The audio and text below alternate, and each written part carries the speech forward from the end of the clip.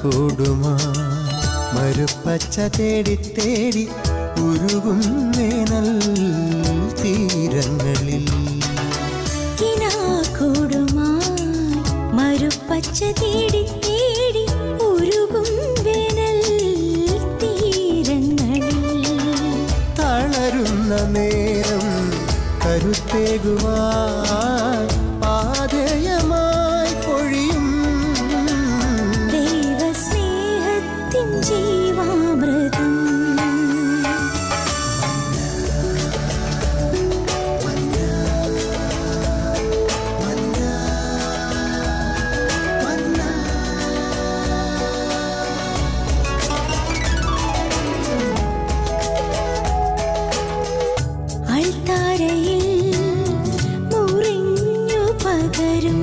ആത്മയുഗത്തിൻ കൃപയായൊഴുകും അൾത്താരയിൽ മുറിഞ്ഞു പകരും ആത്മയുഗത്തിൻ കൃപയായൊഴുകും വിശ്വസ്നേഹത്തിൻ്റെ അമൃതം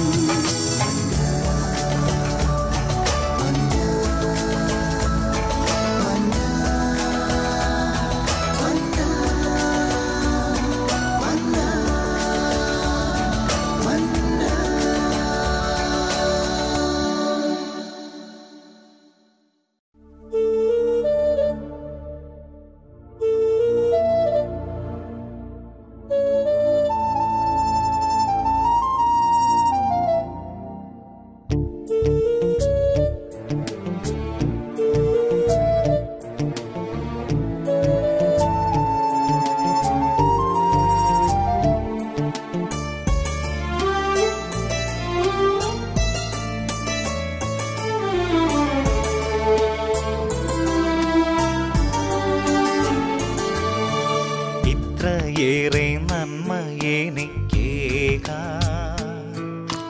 അത്ര എന്നെ സ്നേഹിക്കുന്നു ദൈവം. വ്യർത്ഥമായി പോയൊരെൻ്റെ ജീവൻ അർത്ഥവും രൂപവും നീക്കി. വാക്കുകളില്ല നന്ദി ചൊല്ലുവാൻ കാഴ്ചയേകാമെൻ്റെ മാനസം. ഇത്രയേറെ നന്മ എനിക്കേകാൻ അത്ര എന്നെ സ്നേഹിക്കുന്നു ദൈവം. വ്യർത്ഥമായി പോയൊരെൻ്റെ ജീവൻ അർത്ഥവും രൂപവും നീക്കി. വാക്കുകളില്ല നന്ദി ചൊല്ലുവാൻ കാഴ്ചയേകാമെൻ്റെ മാനസം.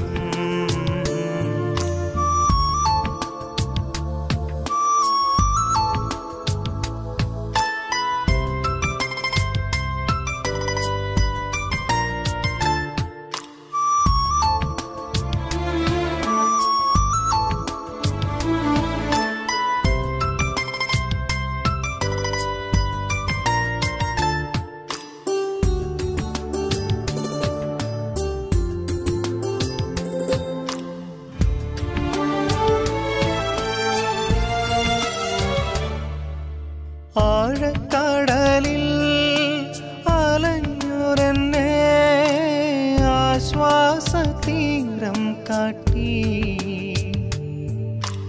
ആർദ്ര സ്നേഹത്തിൻ പൊൻതൂവലാൽ എൻ്റെ ആത്മാവിൽ നീ തലോടി. ആഴക്കടലിൽ അലഞ്ഞുരന്നെ ആശ്വാസതീരം കാട്ടി. ആർദ്ര സ്നേഹത്തിൻ പൊൻതൂവലാൽ എൻ്റെ ആത്മാവിൽ നീ തലോടി. ക്ലേശങ്ങളിലും കൂട്ടാളിയായി എനിക്കാശ്വാസത്തിൻ മഴയാ. ക്ലേശങ്ങളിലും കൂട്ടാളിയായി എനിക്കാശ്വാസത്തിൻ മഴയാ. ഇത്രയേറെ നന്മ എനിക്കേകാൻ അത്ര എന്നെ സ്നേഹിക്കുന്നു ദൈവം. വ്യർത്ഥമായി പോയൊരെൻ്റെ ജീവൻ അർത്ഥവും രൂപവും നീക്കി. വാക്കുകളില്ല നന്ദി ചൊല്ലുവാൻ, കാഴ്ചയേകാമെൻ്റെ മാനസം.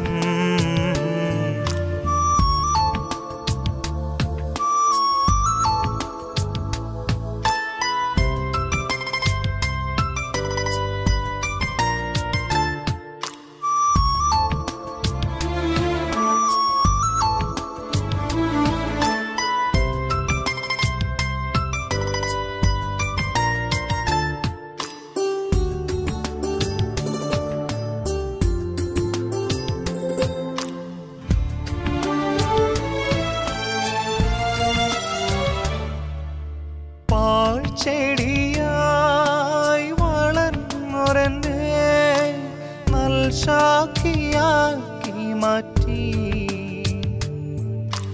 പാതയറിയാതലഞ്ഞൊരെന്നെ തൻ പാതയിൽ ചേർത്തണച്ചു.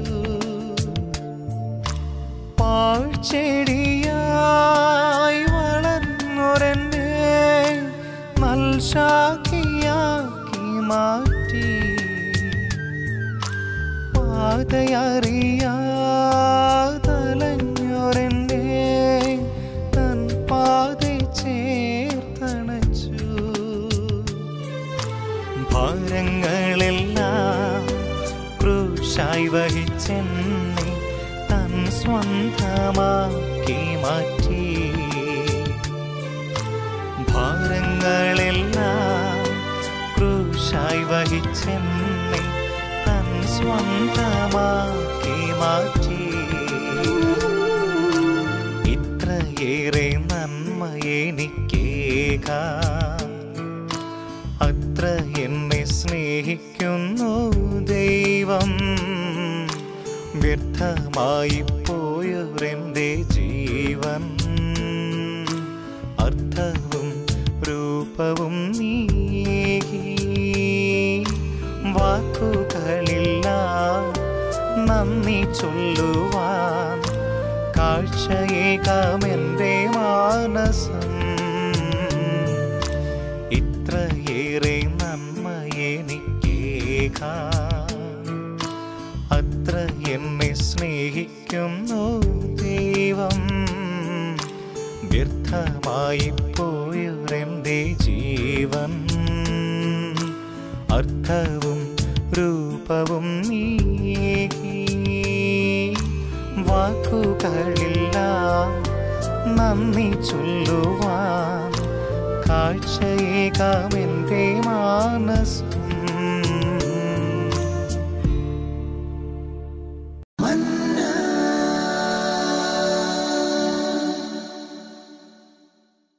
ഈശോമിശിഹായിക്ക് സ്തുതിയായിരിക്കട്ടെ.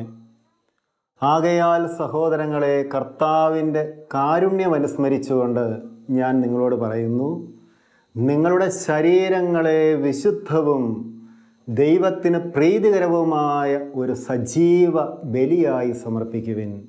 ഇതാണ് യഥാർത്ഥമായ ആരാധന. ഈശോയുടെ രക്ഷാകര ബലിയോട് ചേർന്ന് നമ്മുടെ അനുദിന ജീവിതത്തിൻ്റെ പ്രായോഗികമായ അർപ്പണവും സമർപ്പണവും എപ്രകാരമായിരിക്കണമെന്ന് ഏതാനും ചെറിയ ചിന്തകൾ നിങ്ങളുമായി പങ്കുവയ്ക്കുവാൻ ഞാൻ ആഗ്രഹിക്കുന്നു. ഈശോ മിശിഹാ ഈ ലോകത്തിലേക്ക് വന്നപ്പോൾ ഇപ്രകാരം അരുൾ ചെയ്തു, പിതാവേ, അവിടുത്തെ ഇഷ്ടം നിറവേറ്റുവാനായിട്ട് ഞാനിതാ വരുന്നു. അവിടുന്ന് എനിക്കായിട്ട് ഒരു ശരീരം സജ്ജമാക്കിയിരിക്കുന്നു. ദൈവ ആരാധന എന്ന് പറയുന്നത് ഒരു സൃഷ്ടി ദൈവത്തിൻ്റെ ഹിതം നിറവേറ്റുന്നതാണ്, ദൈവത്തിൻ്റെ പ്രവർത്തികൾ ചെയ്യുന്നതാണ്. ദൈവാരാധനയിലൂടെയാണ് ഒരു സൃഷ്ടി വിലയുള്ളതായിത്തീരുന്നതും മഹത്വമുള്ളതായിത്തീരുന്നതും. ഈ സൃഷ്ടപ്രപഞ്ചത്തിലേക്ക് തിരിഞ്ഞു നോക്കിയാൽ എല്ലാ സൃഷ്ടിജാലങ്ങളും ഒന്നുപോലെ നിരന്തരം ദൈവത്തിന് ബലിയർപ്പിച്ചുകൊണ്ടേയിരിക്കുന്നു. ഈ ബലി സമർപ്പണമില്ലെങ്കിൽ ഈ സൃഷ്ടി ഒന്നുമല്ലാതായിത്തീരും. എന്നാൽ മനുഷ്യനെ സംബന്ധിച്ചാകട്ടെ സവിശേഷമായ ഒരു രീതിയിൽ അവൻ ദൈവത്തിന് ബലിയർപ്പിക്കുവാനും ദൈവാരാധന നടത്തുവാനുമായിട്ട് കടപ്പെട്ടിരിക്കുന്നു. കാരണം ഉൽപ്പത്തി 1:26 നമ്മെ ഓർമ്മിപ്പിക്കും, നമ്മൾ സൃഷ്ടിക്കപ്പെട്ടിരിക്കുന്നത് ദൈവത്തിൻ്റെ ഛായയിലും സാദൃശ്യത്തിലുമാണ്. വീണ്ടും മത്തായി 5:48 നമ്മുടെ ദൈവമായ കർത്താവ് പറയുന്നു, ആകയാൽ സ്വർഗസ്ഥനായ നിങ്ങളുടെ പിതാവ് പരിപൂർണനായിരിക്കുന്നത് പോലെ നിങ്ങളും പരിപൂർണരായിരിക്കുവിൻ, പരിശുദ്ധരായിരിക്കുവിൻ. അതുകൊണ്ട് ദൈവത്തിൻ്റെ മനസ്സിനോട് അനുരൂപപ്പെട്ട ഒരു പ്രായോഗികമായ ബലിജീവിതം, ബലിയുടെ സമർപ്പണം എപ്പോഴും നമുക്കുണ്ടായിരിക്കണം. സങ്കീർത്തന പുസ്തകം 50:9 ഇപ്രകാരമാണ്, നിന്റെ നിരന്തരമായ ദഹന ബലികൾ ഞാൻ കണ്ടുകൊണ്ടേയിരിക്കുന്നു. 141 സങ്കീർത്തനത്തിൻ്റെ 3 ഇതാ, ദൈവമേ അങ്ങയുടെ സന്നിധിയിലേക്ക് ഞാൻ കരങ്ങൾ ഉയർത്തുമ്പോൾ അതെൻ്റെ സായാഹ്ന ബലിയായി നീ സ്വീകരിക്കണമേ. ഈ ഒരു ബലിയെക്കുറിച്ചുള്ള അവബോധം പലപ്പോഴും നമുക്ക് നഷ്ടപ്പെട്ടു പോകുന്നു എന്നുള്ളതാണ് നമ്മുടെ ജീവിതത്തിലെ ഏറ്റവും സങ്കടകരമായ അവസ്ഥ. ഇന്ന് നമ്മുടെ ബലിജീവിതം ദൈവാലയത്തെയും കർത്താവിൻ്റെ ബലിപീഠത്തോടും ചേർന്നാണ് നിലകൊള്ളുന്നത്. എന്നാൽ കർത്താവിൻ്റെ ഭവനത്തിലേക്ക് പോകുമ്പോൾ ദൈവമക്കളുടെ മനോഭാവങ്ങൾ വ്യത്യസ്തമാണ്. ഒരു അപ്പച്ചനോട് ചോദിച്ചു, അപ്പച്ചൻ എങ്ങോട്ടാ? പറയും, ഞാൻ കുർബാന കാണാൻ പോവുകയാണ്. ഇനി അമ്മച്ചിയോട് ചോദിച്ചാൽ പറയും, കുർബാന ചൊല്ലിക്കാനായിട്ട് പോകുന്നു. ഈ അച്ഛനോട് തന്നെ ചോദിച്ചാൽ അച്ഛൻ പറയും, ഞാനും കുർബാന ചൊല്ലാൻ പോകുന്നു. ഇനി കുർബാനയിൽ പങ്കെടുക്കുന്ന ഒരു ദൈവാലയ ശുശ്രൂഷയോട് ചോദിച്ചാൽ പറയും, ഞാൻ അൾത്താരെ കയറാൻ പോകുന്നു. എന്തോ വലിയ ഉദ്യോഗം എന്ന പോണം, അൾത്താരെ കയറാൻ പോകുന്നു. എന്നാൽ ഞാൻ എൻ്റെ ജീവിതത്തിൻ്റെ ബലി സമർപ്പണത്തിനായിട്ട് എൻ്റെ കർത്താവിൻ്റെ ബലിപീഠത്തിങ്കിലേക്ക് പോകുന്നു എന്ന് സ്പഷ്ടമായിട്ട് പറയുന്നവരെ നമ്മൾ ആരെയും കാണുന്നില്ല. പ്രിയപ്പെട്ടവരെ, നമ്മൾ അങ്ങനെ ഒരു ചിന്തയോടെ വേണം ദൈവാലയത്തിലേക്ക് പോകാൻ. നിയമാവർത്തന പുസ്തകം 16:16 ഇപ്രകാരം പറയും, ദൈവാലയത്തിലേക്ക് നീ പോകുമ്പോൾ വെറും കൈയോടെ പോകരുത്. സഭാപ്രസംഗന്റെ പുസ്തകം 5-1 ഇതാ, ദൈവാലയത്തിലേക്ക് പോകുമ്പോൾ നീ സൂക്ഷ്മതയുള്ളവനാവുക, അടുത്ത് ചെല്ലുക. ഈ ദൈവാലയത്തോടും ബലിപീഠത്തോടും ബന്ധിതമായി അടുത്ത് നിൽക്കുന്ന ഒരു ബലിജീവിതം എപ്പോഴും നമുക്കുണ്ടാവണം. സെമിനാരി കാലത്ത് പഠിച്ചുകൊണ്ടിരുന്നപ്പോൾ അധ്യാപകർ പറഞ്ഞിട്ടുണ്ട്, ഒരു പുരോഹിതൻ്റെ ജീവിതം ബലിപീഠത്തോട് ബന്ധപ്പെട്ടതായിരിക്കണം, ഐക്യപ്പെട്ടതായിരിക്കണം. അപ്പോൾ ചിന്തിച്ചിട്ടുണ്ട്, എന്താണ് ഈ ബലിപീഠത്തോട് ഐക്യപ്പെട്ട ജീവിതം, എന്താണ് ബലിപീഠത്തിൽ കെട്ടപ്പെട്ട ജീവിതമെന്ന്. എന്നാൽ ഇന്ന് അതിൻ്റെ അർത്ഥം ഗ്രഹിക്കുന്നു. കാരണം ഞാൻ എവിടെ ഇരുന്ന് ജോലി ചെയ്താലും, എവിടെ ഇരുന്ന് എൻ്റെ ജീവിതത്തിൻ്റെ ഉത്തരവാദിത്തങ്ങൾ നിറവേറ്റിയാലും ബലിപീഠത്തെക്കുറിച്ചുള്ള ഒരു ഓർമ്മ എനിക്കുണ്ടാകണം. അതിന് പ്രായോഗികമായൊരു കാര്യം ഇതാ, ഞാൻ ബലിപീഠത്തെങ്കിലേക്ക് ബലിയർപ്പിക്കുവാനായിട്ട് പോകുമ്പോൾ വെറും കൈയോടെ പോകരുതെങ്കിൽ ബലിയർപ്പിക്കാനായിട്ട് എൻ്റെ കൈവശം എന്തെങ്കിലുമൊക്കെ ഉണ്ടാവണം. പഴയ നിയമജനത ബലിയർപ്പിക്കുവാനായിട്ട് ദൈവാലയത്തെങ്കിലേക്ക് പോകുമ്പോൾ അവരൊന്നെങ്കിൽ കാളക്കിടാങ്ങളെയോ പശുക്കിടാങ്ങളെയോ പ്രാവുകളെയോ ചെങ്ങാലികളെയോ ധാന്യങ്ങൾ, എണ്ണ, ഇങ്ങനെ വ്യത്യസ്തമായ ബലിവസ്തുക്കൾ കരുതിയ അവർ ദൈവാലയത്തിലേക്ക് പോയിരുന്നത്. ഇനി അപ്രകാരം സ്വന്തമായിട്ട് ബലിവസ്തുക്കൾ ഇല്ല എങ്കിൽ ദൈവാലയത്തിൽ ചെന്ന് പണം കൊടുത്ത് ബലിവസ്തുക്കൾ വാങ്ങിയതിന് ശേഷമാണ് അവർ ബലിയർപ്പിച്ചിരുന്നത്. ഇത് പഴയ നിയമ ജനതയ്ക്ക് അപ്രകാരമായിരുന്നെങ്കിൽ ഇന്ന് നമുക്കും അപ്രകാരമാണ്. ബലിയർപ്പിക്കാനായിട്ട് പോകുമ്പോൾ എനിക്ക് എന്തെങ്കിലും ഉണ്ടാവണം. ഈശോ മിശിഹ തൻ്റെ ബലിയർപ്പിക്കാനായിട്ട് തൻ്റെ തന്നെ ശരീരം സമർപ്പിച്ചു. ദൈവഹിതാനുസരണമെങ്കിൽ നമ്മുടെ ശരീരത്തിൻ്റെ ഫലങ്ങളായിരിക്കണം പ്രിയപ്പെട്ടവരെ ഓരോ ബലിയിലും ഈശോയുടെ ബലിയോട് ചേർത്ത് വയ്ക്കുവാനായിട്ട് നമ്മൾ കരുതിയിരിക്കുന്ന ബലിവസ്തുക്കൾ. അൾത്താരയിൽ ബലിപീഠത്തിന്മേൽ നമ്മൾ അപ്പവും വീഞ്ഞും സമർപ്പിക്കുമ്പോൾ ഈശോയുടെ ഈ അപ്പത്തോടും വീഞ്ഞിനോടും ചേർത്ത് വയ്ക്കുവാൻ എനിക്കുമുണ്ടാവണം അപ്പത്തിൻ്റെ ഒരു പാത്രം.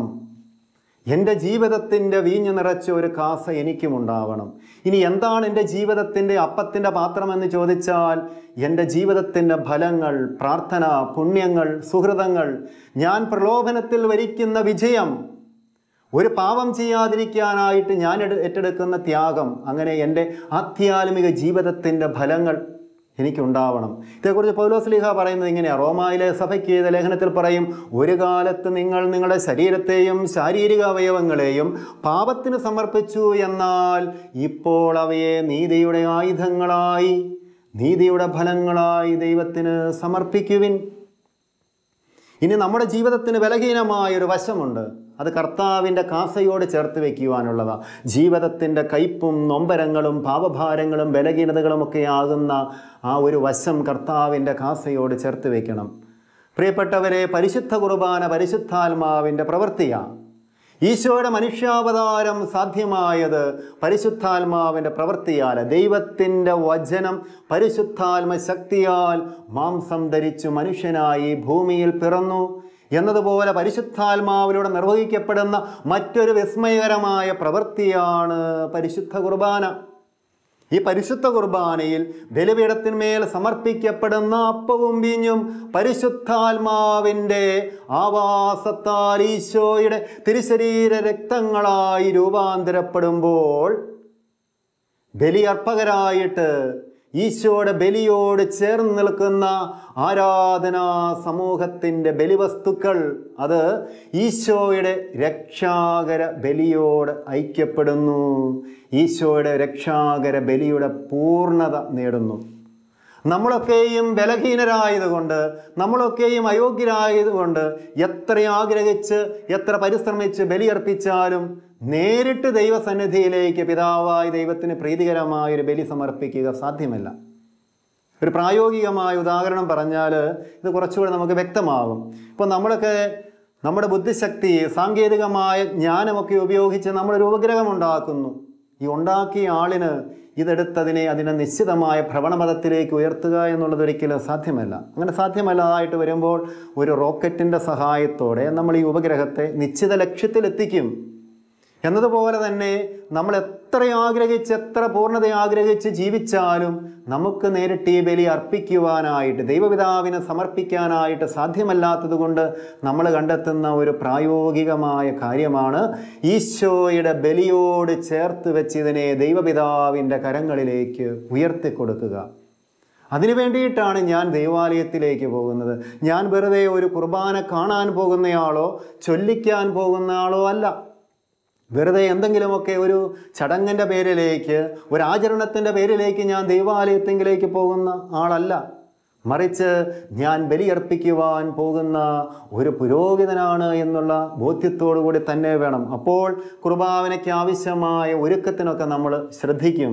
ബലിവസ്തുക്കളൊക്കെ കരുതുവാനായിട്ട് നമ്മൾ ശ്രദ്ധിക്കും.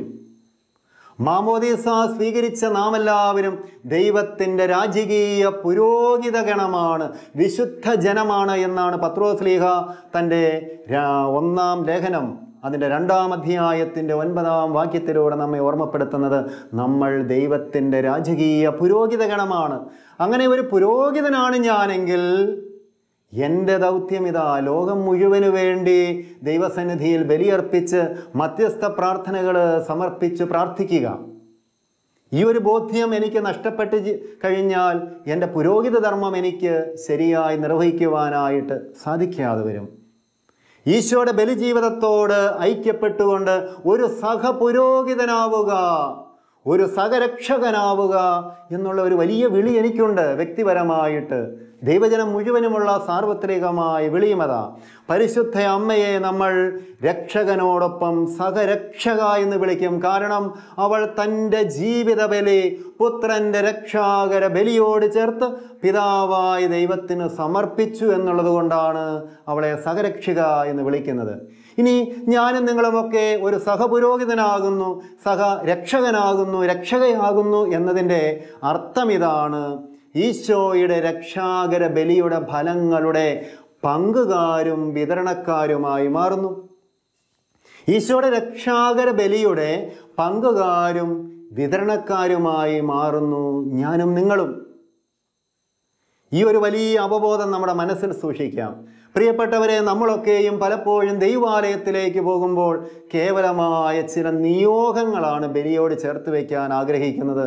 എന്നാൽ തുറന്നു പറയട്ടെ, നമ്മൾ നിയോഗങ്ങൾ സമർപ്പിക്കാനായിട്ടല്ല ദൈവാലയത്തിലേക്ക് പോകേണ്ടത്. പിന്നെയോ നമ്മുടെയൊക്കെയും ഹൃദയങ്ങൾ അർപ്പിക്കാൻ വേണ്ടിയാ. ഹൃദയത്തിൻ്റെ നിക്ഷേപങ്ങൾ ബലിപീഠത്തെങ്കിലേക്ക് വയ്ക്കാനായിട്ട് നമ്മൾ പോകണം. ബലി അർപ്പിക്കുമ്പോൾ സാധാരണമായിട്ട് ജോലി, വിവാഹം, മക്കളുടെ പഠനം, സ്ഥലക്കച്ചവടം, ഇങ്ങനെ നമ്മുടെ ഭൗതിക ജീവിതത്തെ ബന്ധിച്ച് നിൽക്കുന്ന ഏതാനും കാര്യങ്ങൾക്ക് വേണ്ടിയാണ് നമ്മൾ ദൈവാലയത്തിലേക്ക് പോകുന്നത്. അത് വിട്ടിട്ട് ആരുണ്ട്? എൻ്റെ ഹൃദയത്തിൽ പരിശുദ്ധാത്മ ചൈതന്യം ഉജ്ജ്വലിക്കണം, ദൈവത്തിൻ്റെ ഛായ സാദൃശ്യം എന്നിൽ നവീകരിക്കപ്പെടണം, ഇനി ദൈവപിതാവിൻ്റെ പരിപൂർണതയിലേക്ക്, പരിശുദ്ധിയിലേക്ക് എനിക്ക് ഉയർത്തപ്പെടണമെന്നുള്ള ഹൃദയപൂർവമായ ആഗ്രഹത്തോടെ ബലിയർപ്പണത്തിൽ പങ്കുചേരുന്നത്. ഈശോ തൻ്റെ സഹനം നിറഞ്ഞ, വേദന നിറഞ്ഞ രക്ഷാകര ബലി അർപ്പിച്ചത് ഇങ്ങനെ ചില ഭൗതിക ലക്ഷ്യങ്ങൾക്ക് വേണ്ടിയൊന്നുമല്ല. ഇതേക്കുറിച്ച് പൗലോസ്ലീഹ നമ്മോട് പറയുന്ന കാര്യം ഇതാ: ഈ ലോക ജീവിതം മാത്രം സുഖകരമാകാൻ ക്രിസ്തുവിൽ പ്രത്യാശ വച്ചിട്ടുള്ളവരാണെങ്കിൽ നിങ്ങൾ മറ്റെല്ലാ മനുഷ്യരെക്കാൾ നിർഭാഗ്യവാന്മാരാ. പ്രിയപ്പെട്ടവരെ, ഞാനും നിങ്ങളും കർത്താവിൻ്റെ ബലിയെ സമീപിക്കുമ്പോൾ ഇതെൻ്റെ ആത്മരക്ഷയ്ക്ക്, കടങ്ങളുടെ പൊറുതിക്ക്, പാപങ്ങളുടെ മോചനത്തിനായിട്ട് അർപ്പിക്കപ്പെടുന്ന ബലി എന്നുള്ള തികഞ്ഞ അവബോധത്തോടെ വേണം ബലിയിൽ പങ്കെടുക്കാനായിട്ട്. അതല്ല എങ്കിൽ യാതൊരു പ്രയോജനവുമില്ല. നമ്മൾ ചിലപ്പോൾ ആ ഒരു ബോധ്യമില്ലാതെ പോയി കഴിഞ്ഞാൽ കാഴ്ചക്കാരും കേൾവിക്കാരും ഒക്കെ ആയിട്ട് ചില ചടങ്ങുകൾ നിർവഹിക്കുന്നവരായിട്ട് കടന്നു പോരും. ഈശോയുടെ രക്ഷാകരമായ ബലിയോട് ചേർന്ന് നമ്മൾ പുരോഹിതരാവുകയും സഹരക്ഷകരാവുകയും ചെയ്യുമ്പോൾ പ്രിയപ്പെട്ടവരെ, ബലിപീഠത്തിൽ വയ്ക്കുന്ന ഈശോയുടെ ബലിയോട് ചേർത്ത് വയ്ക്കുന്ന എളിയ സമർപ്പണങ്ങൾക്ക് വലിയ വിലയുണ്ട് എന്ന് നമ്മൾ തിരിച്ചറിയണം. വിശുദ്ധ യോഹന്നാന്റെ സുവിശേഷം 6-ാം അധ്യായത്തിൽ ഈശോ അപ്പം വർദ്ധിപ്പിക്കുന്ന സംഭവം നമ്മുടെ മനസ്സിലേക്കൊന്ന് കൊണ്ടുവരിക. അവിടെ 3 ദിവസമായിട്ട് ജനം ഈശോയുടെ കൂടെയാണ്. വിശന്നു വലഞ്ഞ ജനത്തിന് എന്തെങ്കിലുമൊക്കെ ഭക്ഷിക്കുവാൻ കൊടുക്കണമെന്ന് ഈശോ ആഗ്രഹിക്കുന്നുണ്ട്. ശിഷ്യന്മാരോട് പറയും, അവർ പറയും ഞങ്ങളുടെ കൈവശം ഒന്നുമില്ല. ഈശോ പറഞ്ഞു നിങ്ങൾ തന്നെ അവർക്ക് ഭക്ഷണം കൊടുക്കണം. അവർ ചുറ്റുപാടുമൊക്കെ അന്വേഷിച്ചിട്ട് ഈശോയോട് വന്ന് പറയുകയാ, ഇവിടെ 5 അപ്പവും 2 മീനും കൈവശമുള്ള ഒരു കുട്ടിയുണ്ട്. യോഹന്നാൻ 6:9. 5 അപ്പവും 2 മീനും കൈവശമുള്ള ഒരു കുട്ടിയുണ്ട്. പ്രിയപ്പെട്ടവരെ, ഈ ബാലൻ 3 ദിവസമായിട്ട് മറ്റെല്ലാവരോടും കൂടെ ഈശോയുടെ ഈ സുവിശേഷ യോഗത്തിൽ പങ്കെടുത്തുകൊണ്ടിരിക്കുന്നവനാണ്. വേണമെങ്കിൽ ഇവന് ഇത് തനിയെ ഭക്ഷിച്ച് തീർക്കാമായിരുന്നു, അതല്ലെങ്കിൽ തൻ്റെ പ്രിയപ്പെട്ടവരുമായിട്ട് കൊടുത്തവനത് വേണമെങ്കിൽ തീർക്കാമായിരുന്നു. പക്ഷേ അവൻ ഈശോയുടെ വചനം ശ്രദ്ധാപൂർവം ശ്രവിച്ചുകൊണ്ടിരുന്നു. ഈശോയുടെ ആഗ്രഹത്തിന് പ്രത്യുത്തരം നൽകാനായിട്ട് അവൻ ഈ അപ്പം കരുതി വെച്ചിരുന്നു. അവൻ തിന്നില്ല. പിന്നെയോ അവൻ ചെയ്യുന്ന വലിയൊരു കാര്യം ഇതാ, അവനത് ഈശോയുടെ കരങ്ങളിലേക്ക് വെച്ചു കൊടുത്തു. അപ്പോൾ ഉണ്ടല്ലോ അവിടെ സുന്ദരമായ ഒരു അത്ഭുതം. അവിടെ ഇരുന്ന 5000-ഓളം പുരുഷന്മാരും അവരുടെ സ്ത്രീകളും ഭക്ഷിച്ച്, കുട്ടികളും ഉൾപ്പെടെ ഭക്ഷിച്ച് തൃപ്തരാകുവാൻ മാത്രം ഈ അപ്പം വർദ്ധിച്ചു പെരുകി. ഒരു പയ്യന് ഭക്ഷിച്ചാൽ മതിയാകാതെ വരുമായിരുന്ന അപ്പം അത് 5000 പുരുഷന്മാരുൾപ്പെടുന്ന വലിയൊരു സമൂഹത്തിൻ്റെ ഭക്ഷണമാകുന്നു. മാത്രമല്ല 12 കുട്ട നിറയെ അപ്പക്കഷണങ്ങൾ മീതി വരുന്നു. പ്രിയപ്പെട്ടവരെ, ഈ 12 എന്നുള്ളത് ഒരു പൂർണ്ണതയുടെ സംഖ്യയാണ്.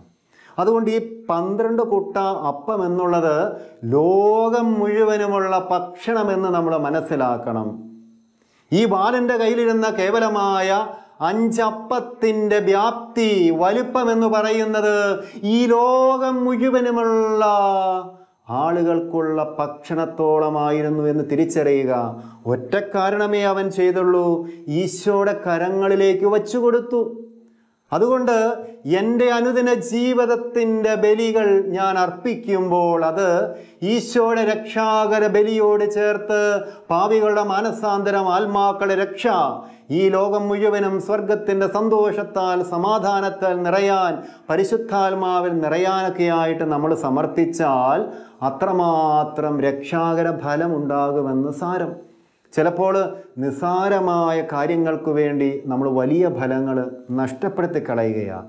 പ്രിയപ്പെട്ടവരെ, അതുകൊണ്ട് നമ്മുടെ എന്താ സംഭവിക്കുന്നതെന്ന് ചോദിച്ചാൽ, ഒരു സൃഷ്ടി എത്രമാത്രം തന്നെ പൂർണ്ണമായിട്ട് ദൈവത്തിന് അർപ്പിക്കുന്നുവോ, ഫലദായകമായിട്ട് അർപ്പിക്കുന്നുവോ, അതിനനുസരിച്ച് അത് കൂടുതൽ വിലയുള്ളതായിട്ട്, കൂടുതൽ മഹത്വമുള്ളതായിട്ട് മാറുന്നു. ഒരു പക്ഷേ ഈശോയുടെ നമ്മൾ സഹനങ്ങളിലേക്ക് നോക്കിക്കേ, അന്ന് അവിടെയുള്ള ഏറ്റവും വലിയ പാപിക്ക്, ഏറ്റവും വലിയ നീതിന് കൊടുത്തിരുന്ന ഒരു ശിക്ഷ തന്നെയാണ് ഈശോയ്ക്ക് കിട്ടിയത്. പിന്നെ എന്തുകൊണ്ടാണ് ഈശോയുടെ സഹനത്തിന് ഇത്രമാത്രം പാപികളെ നേടാനും ആത്മാക്കളെ നേടാനും ഈ ലോകം മുഴുവൻ്റെയും രക്ഷ ഉറപ്പുവരുത്തുവാനും മാത്രം വിലയുള്ളതായി തീർന്നത് എന്ന് ചോദിച്ചാൽ, ഈശോ തൻ്റെ നിഷ്കളങ്കമായ സഹനങ്ങൾ, വിശുദ്ധമായ ശരീരത്തിൻ്റെ സഹനങ്ങൾ, അത് ലോകം മുഴുവന് വേണ്ടിയാണ് ദൈവപിതാവിന് സമർപ്പിച്ചത്. ഓരോ കൊച്ചു സഹനത്തിലും ഈശോയ്ക്ക് സകല പാപികളുടെയും മാനസാന്തരം, സകല ആത്മാക്കളുടെയും രക്ഷ, ലോകം മുഴുവനും എന്ന് വെച്ചാൽ പിശാചിൻ്റെ അസൂയ നിമിത്തം, വഞ്ചന നിമിത്തം കളങ്കിതമായ സൃഷ്ടപ്രപഞ്ചത്തിൻ്റെ വീണ്ടെടുപ്പെന്നുള്ള വലിയ അവബോധം ഈശോയ്ക്കുണ്ടായിരുന്നത് കൊണ്ട് ആ അവബോധത്തോടെ ബലിയർപ്പിച്ചു. അനുദിന പ്രായോഗിക ജീവിതത്തിൽ നമുക്കും ഇത് ചെയ്യാവുന്നതാണ്. ദൈവാലയത്തിലേക്ക് പോകുമ്പോൾ പ്രിയപ്പെട്ടവരെ, ബലിവസ്തുക്കൾ കരുതിപ്പോവുക. ഇന്ന് ബലിയർപ്പിച്ച് ഞാൻ ദൈവാലയം വിട്ട് പുറത്തേക്ക് ഇറങ്ങുമ്പോൾ നാളത്തെ ബലിക്കുള്ള അപ്പം ചുടുവാനും കാസ ഒരുക്കുവാനുമുള്ള വ്യഗ്രതയോടെ വേണം ഞാൻ പുറത്തേക്ക് വരാനായിട്ട്. നമ്മൾ ലാറ്റിൻ കുർബാന ക്രമത്തിൽ പ്രത്യേകമായിട്ട് മനസ്സിലാക്കുന്ന ഒരു കാര്യമാണ്. അതിൻ്റെ സമാപന പ്രാർത്ഥനയിൽ ഇങ്ങനെയാണ് പറയുന്നത്: ദിവ്യപൂജ സമാപിച്ചു, ഇനി നമുക്ക് സമാധാനത്തോടെ പോകാം. കർത്താവിൻ്റെ ബലി ഈ ബലിപീഠത്തിൽ പൂർത്തിയായി. ഇനി നീ നിൻ്റെ പ്രായോഗിക ജീവിതത്തിൻ്റെ സമർപ്പണത്തിനായിട്ട് പോവുക. പ്രിയപ്പെട്ടവരെ, ഞാനും നിങ്ങളുമൊക്കെ എവിടെയാണ് ബലിയർപ്പിക്കേണ്ടതെന്ന് ചോദിച്ചാൽ, ഇന്ന് ദൈവം എന്നെയും നിങ്ങളെയും ഒക്കെ എവിടെ നിയമിച്ചാക്കിയിരിക്കുന്നുവോ, എവിടെ ഏത് ഉത്തരവാദിത്തങ്ങൾ ഭരമേൽപ്പിച്ചിരിക്കുന്നുവോ അവിടെയാണ് എൻ്റെ ബലിയർപ്പണം നടക്കേണ്ടത്. അവിടെ ഞാൻ ചിന്തുന്ന അധ്വാനങ്ങൾ, വിയർപ്പുകൾ, രക്തത്തുള്ളികൾ, അതെല്ലാം എൻ്റെ ബലിയെ കൂടുതൽ കൂടുതൽ വിലയുള്ളതാക്കും, മഹത്വമുള്ളതാക്കും. അതിനുശേഷം ഇപ്രകാരം അനുദിന ജീവിതത്തിൻ്റെ വിവിധങ്ങളായ സമയങ്ങളിൽ, സന്ദർഭങ്ങളിൽ, സ്ഥലങ്ങളിൽ ഞാൻ അർപ്പിച്ച ജീവിത ബലിയുടെയുള്ള ഒരു ആകമാനമായ സമർപ്പണമായിരിക്കണം എൻ്റെ പിറ്റേന്നത്തെ ബലിപീഠത്തിലേക്കുള്ള യാത്ര, പിറ്റേന്നത്തെ ബലിയിലുള്ള എൻ്റെ പങ്കാളിത്തം. ഞാനൊരു സഹപുരോഹിതനായിട്ട് ബലി അർപ്പിക്കുന്നത് കൊണ്ട് ഈ ബലിയുടെ ആരംഭം മുതൽ അവസാനം വരെയുള്ള ഓരോ ഭാഗവും എനിക്ക് പ്രധാനപ്പെട്ടതാ, ഓരോ പ്രാർത്ഥനയും എനിക്ക് പ്രധാനപ്പെട്ടതാ. എൻ്റെ ജീവിത ബലി അർപ്പിക്കുവാനുള്ള പ്രായോഗികമായ ഒരു മാതൃകയും മാർഗവുമാണ് ഈശോയുടെ ബലി ജീവിതത്തിൻ്റെ സമർപ്പണം. അപ്പോൾ ഈശോയുടെ പ്രായോഗികമായ ആ ബലിയിലൂടെ ഞാൻ എൻ്റെ ജീവിത ബലിയെ കടത്തിവിട്ടുകൊണ്ട് ദൈവപിതാവിൻ്റെ സന്നിധിയിലേക്ക് ഉയർത്തുന്നു. പ്രിയപ്പെട്ടവർ, ഇപ്രകാരം എന്നും ഫലദായകമായ ബലി അർപ്പണത്തിന് എനിക്ക് വിശുദ്ധമായ ഒരു ശരീരമുണ്ടാവണം.